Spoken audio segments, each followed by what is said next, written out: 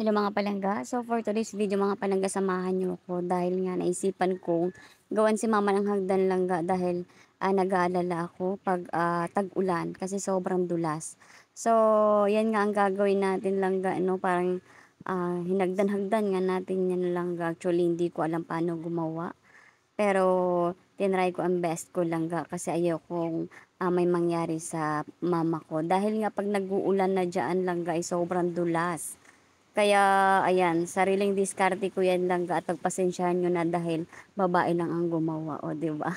So for today's video, yan ang gagawin ko mga langga.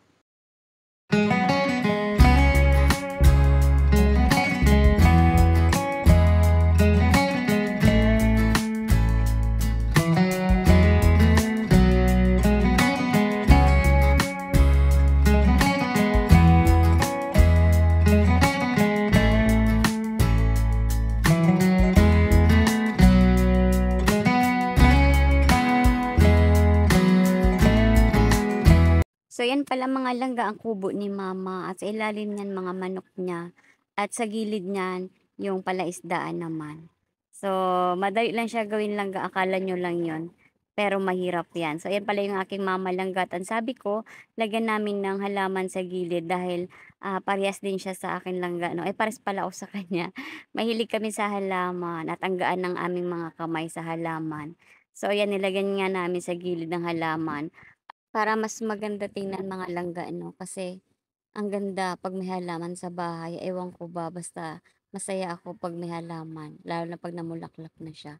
So sabi ko nga, mangunguha ako ng bato-bato sa gilid para kung umulan hindi madulas 'pag apakan. Kaya na nga langga naghahanap ako ng bato-bato para ilagay natin dun sa ating original na hagdan, oh 'di ba? Diskarte lang yan langga, 'wag kang magbukaka ha. Walang mangyayari sa buhay mo, uy.